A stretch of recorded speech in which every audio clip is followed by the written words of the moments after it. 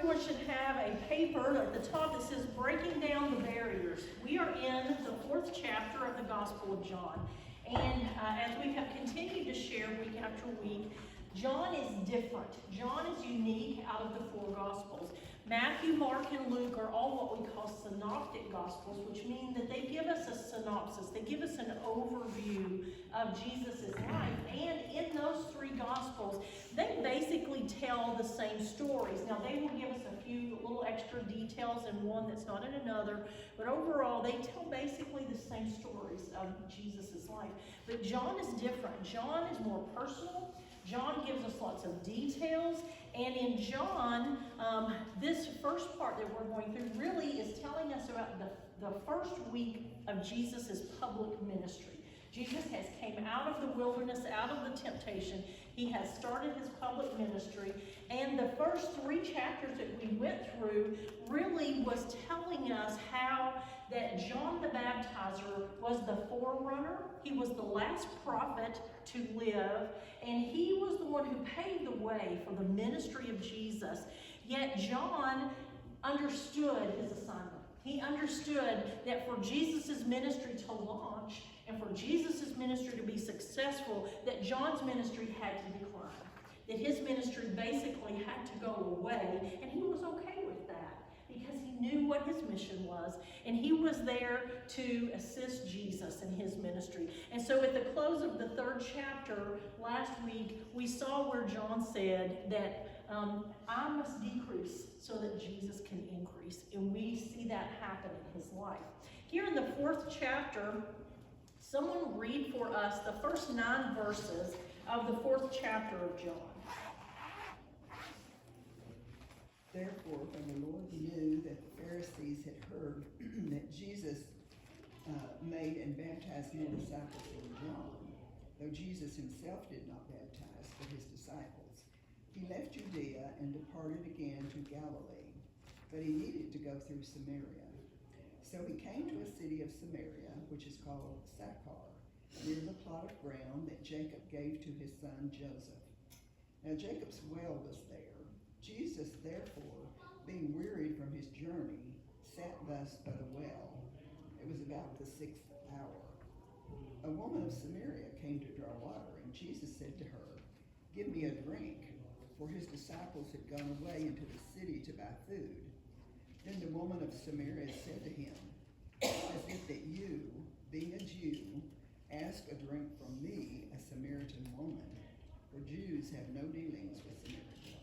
So to understand exactly what's happening here in this story, you have to understand some of the background. You have to understand where it's taking place, who it's talking about. And the place that we are talking about here in the beginning of the 4th chapter is a place called Palestine. And Palestine was about 120 miles long from north to south, and it was divided into 3 territories. And when you read through the Bible, you hear these words about the territories that were there, but sometimes we don't understand where they're at geographically. But in this whole area called Palestine, it was broken up into 3 regions. In the north was Galilee, in the south was Judea, but right in the middle of that 120-mile stretch was Samaria. And the quickest way to get from Judea to Galilee was to go through Samaria. And that was a 3-day walk to do that. There was an alternate route that the Jews would take because the Jews did not like to associate with the Samaritans, and we'll talk about that a little bit in a minute. But for them to take the alternate route, they had to cross the Jordan River. They had to go up the eastern side of the river so that they avoided Samaria completely. And then they would recross the Jordan River just north of Samaria and enter Galilee that way. That took 6 days. That was twice the length of time it would take if they just went from the south to the north or the north to the south. But the scripture tells us there in verse number 4 that Jesus needed to go through Samaria. There was a purpose for Jesus being in Samaria. Jesus had a mission for being in Samaria. And so Jesus chose to go through Samaria to get to Galilee. And they got to this place that's called Sychar. And Sychar was where the road forks, and you are almost into Samaria at that point. At that fork in the road, and that fork in the road still exists today. You can find it on maps, you can see it. There was a well-known well there called Jacob's Well. And Jacob's Well, Genesis 33, 18 and 19 tells us, was the piece of ground that Jacob bought when he was traveling through. And then in Genesis 48, it tells us that Jacob actually gave that ground to Joseph when he was dying. He told Joseph that was his. That was the family burial plot. You can have this. And then in Joshua 24 and 32, we read where Joseph dies in Egypt. We know that the Israelites have been in bondage. They go through the Exodus, and Joseph's last wishes were, when you leave this land, take my bones with you and bury me. Bury me in that family plot. Bury me back there in that ground that our family owns. And they did that. They packed up Joseph's bones when they were packing up and taking with them all the animals and all the things that they could carry on their back. They didn't forget Joseph, and they carried his bones out too when they left, and they actually buried him in this spot. This well is interesting because this well is more than 100 feet deep. It was not a spring that was on top of the ground. Some of those wells over there were more like a pond. They would dig them and they would line them, and then springs would flow out of the side of the hill and would fill those with, they would be like a pool. But this one was not. This was like 100 feet straight down, and the water would just seep into it and fill it up. And it was, the water never came up to the top of it. They had to go really deep to even reach where the water level was. And so you had to have a bucket or some kind of a leather container that you could shape into a bucket. And you had to have a rope to let it down to actually be able to scoop up the water out of the bottom of it. So when Jesus and his disciples came to this fork in the road, the scripture tells us that Jesus sat down to rest. It says he was tired. It was midday. The Jewish day was from 6 in the morning to 6 at night. And so midday would be noon. That's actually the middle of the day. That would have been the hottest part of the day, just like for us, noontime is usually the hottest part of the day. Jesus was thirsty, and his disciples left him there at that well so that they could go into Sychar and they could buy some food for them to eat. So as Jesus sat there at this well, at the fork in the road, a woman came to draw water out of the well. She's just called the Samaritan woman. They don't give her a name. You don't know if she's Mrs. So-and-so. You don't know what her first name is. You don't know what her maiden name is. And she's just the Samaritan woman. And when you look at where Sychar is on a map, and you look at where this well is that's at the fork in the road, it's about a half a mile that she would have had to have walked from the city to get out to that well. Now, I don't know, but I would kind of feel like probably there would have been wells inside of the city also. I can't believe that there was only one well that was a half a mile outside of town. Why would she travel so far to get water? Why would she come in the hottest part of the day? Why would she come in the middle of the day? You know, I don't know about you, but when I make lists every day of things I have to do, and I like to, if I've got a full day, I like to get up early and get all of those things done, because you never know what's going to happen in the daytime. Planning things in the middle of the day never pans out, because there's always something that comes up. But apparently the most important job of the day, which is get water for your household, she did in the middle of the day. Why would she do that? Why would she do that? So Jesus is sitting here at this well, at the fork of the road. This woman, for some reason, comes to the well there in the middle of the day, and Jesus asks her to give him a drink. And apparently she was totally shocked that Jesus, a Jewish man, would ask her for a drink. In fact, she said, "You're a Jew, and I'm a Samaritan woman. How is it that you ask a drink from me?" Because that was just unheard of, absolutely unheard of for a Jewish man to ask a Samaritan, especially a Samaritan woman, for anything. So when you look at the details of the story, you have to know some of the background, but it also gives you an insight into Jesus. You see some personal details about Jesus here that you don't see in the other Gospels. And one thing that we learn about Jesus in the scripture is that we see Jesus as humanity. You know, we know that he was fully human, he was fully God, yet in that human body, Jesus, his body got weary. His body got tired. His body needed to rest from time to time. And so he was tired. He sat down here on the well and just told his disciples, you just go on into town, and I'm going to sit here for a while. We also see the sympathetic side of Jesus, because this woman who's standing there in front of him was a woman that everybody in town knew all the details about her life. And everybody in town probably whispered every time that she walked by. And Jesus, who knows everything about everybody, he could have treated her much differently than he did. But we see Jesus being very sympathetic to her.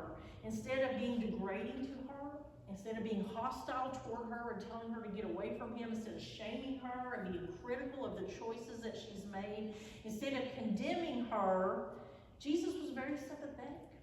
And Jesus listened to what she had to say. And Jesus offered her a solution.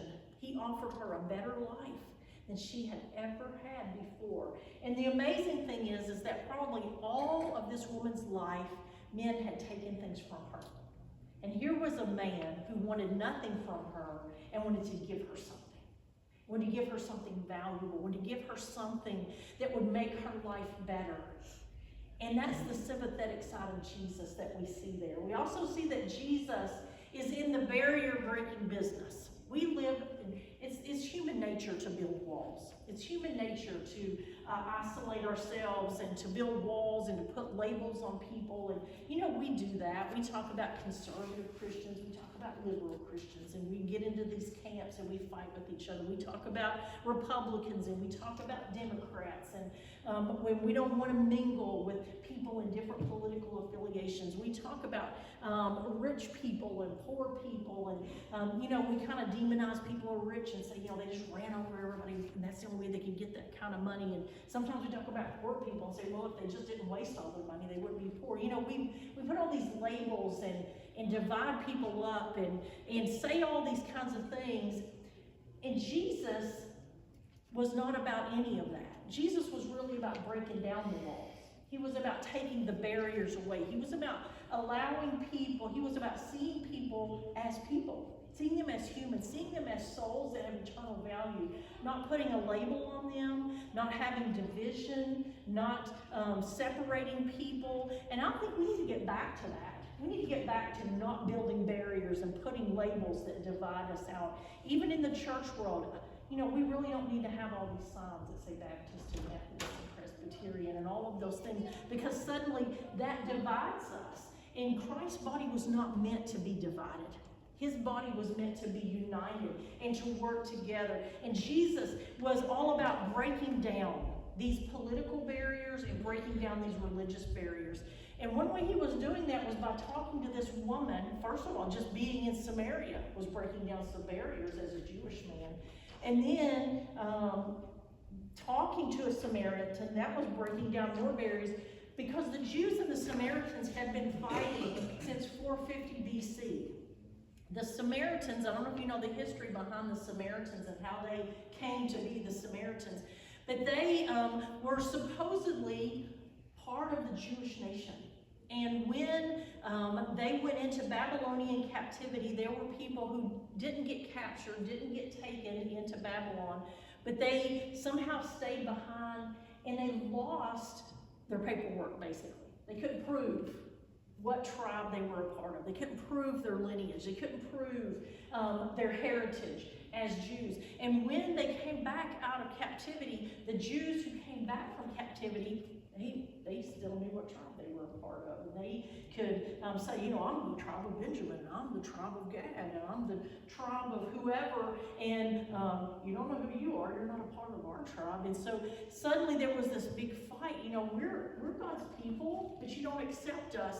And so these people that didn't have a heritage, couldn't prove with paperwork who they were, suddenly were outcasts. And they were made to be isolated, and they had to start worshiping there at Mount Gerizim. And they said they still worshiped the same God, but they had to build their own temple, and they had to do their own thing there at Mount Gerizim. One time the rest of the people of God went and worshiped at Mount Zion and worshiped in the holy place. And that caused a lot of friction. Because you know what, if I was some of the people who couldn't prove their heritage, couldn't prove their lineage, and these other people say, well, we're better than you. You can't worship God like we do. I mean, that would cause you to have some friction. That would cause you to have some animosity toward them. And then the Jews just said, hey, you guys are unclean. You don't worship the way we worship. You don't offer in the same place that we offer sacrifices. You're not acceptable to God. And so just being in your very presence makes us unclean, and we're not going to be in your presence, and we're not going to talk to you. Very arrogant, very rude to the Samaritans. And so there had been this friction between them for all of those years. Yet Jesus, the Son of God, the most holy man who's ever lived, felt a need to go to Samaria, to go to the place where all the other Jews said, we're not going. We're not comfortable there. We don't want to be made unclean by those unclean Samaritans. Yet Jesus was there, very comfortable to walk in that country, very comfortable to talk to a Samaritan, and he really didn't worry that he was even breaking the religious protocol that day. Because you know what? Jesus didn't care about religion. That sounds pretty sacrilegious to say, doesn't it? But we can be very religious, and we can follow a lot of rules, and we can still not be living in the center of God's will. We can still not be loving God by being religious. It's not the rules. It's about a relationship with God Almighty. And Jesus was there to bring people into a relationship with God, not to have them follow a set of rules somewhere. And so Jesus wasn't worried about the religion. He was worried about their soul. He was worried about their relationship. But we also see Jesus break down another big barrier here. He breaks down a social barrier that has to do with women. Rabbis, which were the teachers of that day, they were kind of like the gurus that everybody wanted to come and study under. We know that Jesus was considered a rabbi. He was a teacher. He had followers, but there were a lot of rabbis. There were a lot of people who had their disciples and their people that they taught and their followers. But the rabbis, these teachers, religious leaders, according to the Pharisees' law, they were not allowed to even talk to a woman in public. Not even allowed to make eye contact with a woman in public. They couldn't even talk to their wife, their daughter, or their sister in public. Isn't that crazy? Not even allowed to have anything to do with a woman in public. And if they did speak to a woman in a public place, it was said to have been the end of their reputation as a rabbi and the end of their career. They could no longer have their disciples, and they were no longer respected because of that. But yet here's Jesus, the greatest teacher of all time, sitting in a well at a fork in the road, and he's talking to a woman, and there is nobody else there. And that's even more scandalous because his disciples were off in town buying food. Yet here's Jesus talking to this woman. There's a quote that I put there out of Barclay's commentary. To a Jew who would have been hearing this story that John was telling as the days after Jesus had left this earth and John's story had been written, this gospel, it says, to a Jew, this is an amazing story. Here was the Son of God, tired and weary and thirsty. Here was the holiest of men, listening with understanding to a sorry story. Here was Jesus breaking down the barriers of nationality and Jewish custom. Here is the beginning of the universality of the gospel. Here is God so loving the world, not just in theory, not just in words, but actually in action. He's showing what it means for God to love the whole world, the whosoever wills. And this Samaritan woman is part of the whosoever will. And Jesus is just showing that the gospel was not intended just for the Jewish people, not just for the Israelites who could prove a lineage all the way back to Abraham and all the way back to the 12 tribes. He's saying this gospel is for everybody. It's for the whole entire world. Somebody read to us verses 10 through 15 of this 4th chapter. Verse 10 through 14. Jesus answered and said unto her, If thou knewest the gift of God, and who it is that saith to thee, Give me to drink, thou wouldest have asked of him, and he would have given thee living water. The woman saith unto him, Sir, thou hast nothing to draw with, and the well is deep. From whence then hast thou that living water? Art thou greater than our father Jacob, which gave us the well, and drank thereof himself, and his children, and his cattle? Jesus answered and said unto her, Whosoever drinketh of this water shall thirst again. But whosoever drinketh of the water that I shall give him shall never thirst. But the water that I shall give him shall be in him a well of water springing up into everlasting life. We talked about Nicodemus in the last chapter. And we talked about the conversation that Jesus had with Nicodemus and how Nicodemus didn't understand what Jesus had to say. And, Nicodemus said, well, how is it that I'm a grown man and I'm supposed to just crawl right back into my mama and be born again? How is that going to happen? He didn't understand what Jesus was saying.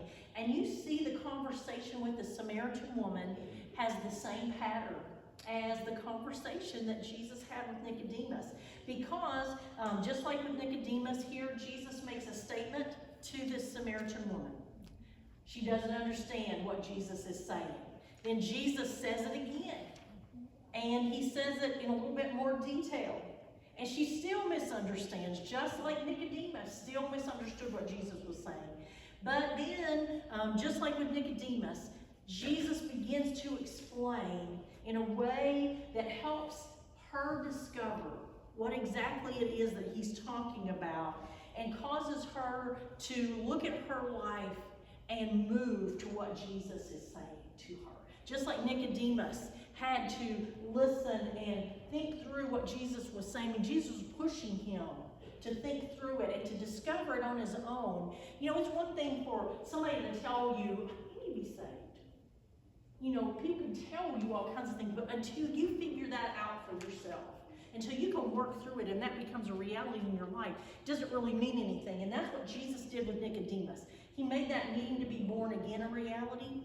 And for this woman at the well, he made her need for living water become a reality for her in her life. And this lady did exactly what Nicodemus did. She took the words of Jesus very literally. When the kids were little, they used to read these storybooks called Amelia Bedelia. I don't know how many of y'all have ever read Amelia Bedelia books. Amelia Bedelia, don't tell her anything unless you really mean it, because she's going to take you at your word. Whatever you tell her, she's going to take it as the gospel truth and she's going to do it. And we used to always say that Sarah was Amelia Bedelia. You could never make a joke or anything because she just thought that was the reality of the situation.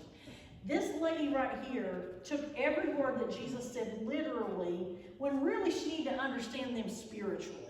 Because Jesus was talking to her in a spiritual context here instead of literally. And when Jesus talked about living water, that living water had a deeper meaning than just a cold drink of water that she needed to have there. Because to the people of that day, if you said living water actually meant running water. It meant like a creek. It meant like a stream. It meant like a river that flowed fresh and free and was never stagnant, was never pooled up, was never still like a cistern or a pool or like this kind of well would have been. Well water can be kind of stagnant, can it? Even though the water flows into it, it sits kind of still, so you can get pollywogs and bugs and all kinds of things in there. It's not always like good, clean water. It can get a little stagnant in there. And she was questioning Jesus about that. She was like, so you're telling me that you're going to give me this living water, this water that flows freely and freshly and abundantly. She said, you're offering me this pure stream of water, but where are you going to get it? Look around. Where are you going to get that kind of water at? And she said, you know what, and I'm looking at you and you don't even have a bucket. You can't even draw water out of this well. If you wanted to draw water here, so how are you going to give me any water at all? You know, there's some doubt there, and because she's looking around and she's like, you know, honestly, you don't have any water to offer me at all. But Jesus, the teacher, was trying to tell her something, and Jesus was using this word water in another way. For the Jews, when the Jews spoke of water, they were really talking about a thirst of the soul for God. They spoke of quenching that thirst for God as doing it with living water. In the New Testament, if you read in Revelation 21 and 6, it says, to the thirsty I will give water without price from the fountain of the water of life. See, there's some free-flowing living water that's there. Revelation 7:17, it says the Lamb, uppercase L, talking about Jesus, is to lead them to springs of living water. That water that's going to quench the thirst of our soul. That water that's going to satisfy us and draw us to God. But that's not just a New Testament thing. In the Old Testament, I give you 3 examples, but there's numerous examples there about living water. Isaiah 12:3 is the promise that the chosen people would draw water with joy from the wells of salvation. Psalms 42:1, the psalmist spoke of his soul being thirsty for the living God, and it goes on to talk about quenching that with living water. And then Isaiah 55:1 says, it's like an invitation for everyone who is thirsty to come to those free-flowing waters and to freely drink of those. So this idea of living waters being a spiritual thing is all throughout the scripture. It is symbolic of not literal ice water, but it is talking about something spiritual, something that is far greater, that we have a need of in our lives, because listen, we are all spiritual beings. We may have a physical body, but we are created with a soul that is spiritual. We're created with a soul that is going to live forever. We're created with a soul that longs to be in unity with its creator. And sin has kind of warped that original sin in the garden, warped that relationship. The sin has separated us from God, yet there's always that longing within us to be close to God. There's always that longing in there. And that's why so many people fill their lives with negative things, because they don't understand that emptiness that's inside of them can't be filled with money. It can't be filled with alcohol. It can't be filled with drugs. It can't be filled with relationships. It can't be filled with success and fame and all the things. Those just leave you emptier. There's only one thing that satisfies us. There's only one thing that makes us feel content and whole and just happy inside.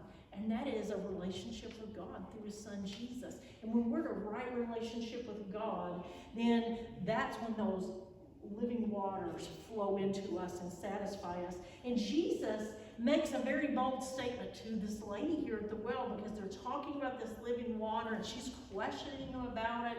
And Jesus says to her, he says, not only do I have living water for you, but I've got water for you that if you drink of it, you will never be thirsty again. And she, being Amelia Bedelia, took that very literally. And she said, oh, give me that water. Go ahead, give me that water, so I'll never be thirsty again. Because then if I drink that water, I'm never going to have to walk to this well again. I'm never going to have to walk the half a mile back and forth in the heat again. Go ahead, give me that water. That'd be great to have that kind of water. But she didn't understand that Jesus was really stating a prophecy, a messianic prophecy that comes out of Isaiah 49:10 that says, when the Messiah comes, God's people will never hunger or thirst again. See, there's a water, there's a living water. That if you'll drink of it, you will never thirst again. It is with God that this living fountain of water, this all-quenching water exists. Psalms 36:9 tells us, Revelation 22:1 tells us that from the throne of God, this river of life flows. Isaiah 35:7 tells us that when the Messiah comes, the parched ground is to become a pool, and the thirsty ground will become springs of water that just spring up out of it. Jeremiah 17:13 says, it is the Lord who is the fountain of living water. You see, this is not a literal fountain, but this is a spiritual fountain. And the Lord is that living fountain of water. So when Jesus spoke about bringing water that quenches the thirst forever, he was actually stating that he was the anointed one of God who was prophesied to bring in that new age. But she didn't understand that at that moment and in that time. But Jesus was preparing her to understand that. So somebody read to us now verses 15 through 21 of this 4th chapter. The woman saith unto him, Sir, give me this water that I thirst not, neither come hither to draw. Jesus saith unto her, Go call thy husband, come hither. The woman answered and said, I have no husband. Jesus said unto her, Thou hast well said, I have no husband. For thou hast had 5 husbands, and he whom thou hast now is not thy husband. In that saidst thou truly. The woman saith unto him, Sir, I perceive that thou art a prophet. Our fathers worshipped in this mountain, and ye say that in Jerusalem is the place for men ought to worship. Jesus saith unto her, Woman, believe me, that hour cometh when ye shall neither in this mountain nor yet at Jerusalem worship the Father. Yeah. So, she had said, well, just go ahead and give me this water. If you've got such a good water, give it to me so that I don't have to trek back and forth to the well every day, and I don't have to be hot, and I don't have to face the stares and the whispers and all the things of the people around me. She was kind of being a smarty pants, really, when she said that to Jesus there. But Jesus wasn't playing games. Jesus wasn't there just to have a lighthearted conversation that day. Jesus said, go and call your husband and come back here. First of all, Jesus was saying, I'm only interested in spiritual things. I'm not interested in a relationship or any of those things that every other man in this world may have been interested in with you in your life. But you go call your husband, and then you guys come back here. And suddenly, when he said that, I'm sure her heart stopped, because she was like, oh, now I've got to explain. Now I've got to tell. Now everybody's going to know again that I'm not even married to the guy that I'm living with. And I'm not married to the guy I'm living with because I already had 5 husbands, and it's just such a mess. Probably was a terrible time for her to think, I've got to explain this again. But she did. And when you look at having a relationship with God, the only way you can have a relationship with God is that 2 revelations happen in our life. One is you have to have a relationship of who God is. You got to know who he is. And you got to see God for who he is. But at the same time, when you see God for who he is, then there has to be a revelation of who you are in the presence of God. And she was in the presence of God the Son. And here she was in the presence of love. She was in the presence of compassion. She was in the presence of one who wanted what was the best for her. And suddenly she was seeing herself. She was seeing her life as she stood in front of Jesus. And this was a moment in time when she was like, something's got to change in my life. Something has got to be different in our life, in her life. And so she realized that the life she was living, something needed to happen differently. And she realized that she needed God. And then she says something kind of odd there. Jesus is saying, go get your husband and come back. And then she's admitted that she doesn't really have a husband and she's living with somebody. And they're talking there. And then she says, Sir, I perceive that you're a prophet. It's like she's trying to change the whole conversation here to deflect off of herself. But I really don't think that's what she was doing. I think she was in her mind pondering, how do I get to God? And she said, I know you're a prophet. I know that I need to get to God, but the Samaritan fathers tell us that we need to worship on this mountain. We need to worship here at Mount Gerizim. But then the Jewish fathers say, oh, you need to worship at Mount Zion. How am I supposed to know where I'm supposed to worship? How do I find God? Where do I go and offer the sacrifices for the sins in my life so that I can actually get close to God? She really wants to know. I don't think she's deflecting the conversation. I think she's just asking Jesus. There's a lot of confusion about where God is and where we worship. So if you really are a prophet, tell me what's the truth. Show me how I really get to God. And Jesus then tells her, hey, you don't need to go anywhere special to find God. You don't need to go to Mount Gerizim. You don't need to go to Mount Zion. You don't need to offer sacrifices in a special place. He says, but true worship. If you truly want to worship God, you can worship Him any place, anytime, anywhere you are. And so that brings us down here then to verses 22 through 26. Someone read that to us. Verse 22 through 26. You Samaritans worship what you did not know. We worship what we do know, for salvation is from the Jews. Yet a time is coming, and has now come, when the true worshipers will worship the Father in the Spirit and in truth. For they are the kind of worshipers the Father seeks. God is Spirit, and worshipers must worship in the Spirit and in truth. The woman said, I know that Messiah, called Christ, is coming. When he comes, he will explain everything to us. Then Jesus declared, I, the one speaking to you, I am he. Yeah, Jesus doesn't discount that the Jews had been the chosen people that from Abraham, that God had worked through them to bring the law and to bring knowledge of God into the world. He doesn't deny that it was through the Jewish lineage that he was born, that he was a Jew, that he's saying that from this point forward, things are going to shift a little bit. He's saying from this point forward, we're not going to be divided into Jews and Gentiles. We're not going to be divided into clean and unclean, God's people and all the other people. He's going to say, he said, Mount Gerizim and Mount Zion, they're just going to be points on a map. They're going to be great historical points, and we will honor that. But those who are truly seeking God will be able to find Him anywhere. Anywhere. And Jesus pointed to what true worship is. He said, God is a spirit. And if God is a spirit, then He can't be confined to places and to things and to buildings. So there's no need for temples on different mountains. There's no need for idols. There's no need for holy ground that people make pilgrimages to.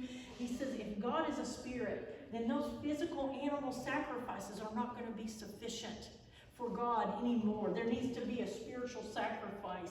And there needs to be a spiritual blood sacrifice that was going to come through Jesus Christ on the cross of Calvary. But there also need to be daily spiritual sacrificial gifts that come from the people who worship God, gifts of love and loyalty and obedience and devotion to Him. And as Jesus was talking, she was beginning to understand. She was beginning to realize, and she said, I know that the Messiah is coming. I know there's this one who's to be called the Christ. And when He comes, He's going to tell us all things. And Jesus boldly declares to her, the first person that He really reveals that He is the Messiah was not to a Jew. It was to a Samaritan. It was to a Gentile. It was to a woman that Jesus says for the very first time, I who speak to you am He. I am the Messiah. I am the Christ. I am the anointed one. I am the one that was prophesied of. And I'm standing before you and I'm speaking to you. How amazing is that? How powerful is that story? That Jesus, there in verse number 4, it says He needed to go through Samaria. He needed to be there. Why? Because He knew that that woman was going to be at that well. He knew that there was a fork in the road and that decisions were going to have to be made and that people were going to have to start choosing between tradition and religion and choosing between real relationship with God through Jesus Christ. See, there is a fork in the road, not just at Sychar, not just where the well was, that there was a fork in the road for humanity at that point and at that time. And Jesus makes it very clear what needs to happen. So next week, finish reading out in this 4th chapter of John. And we'll finish talking about this and move on into the other stories that are there. But maybe you have questions or comments tonight about this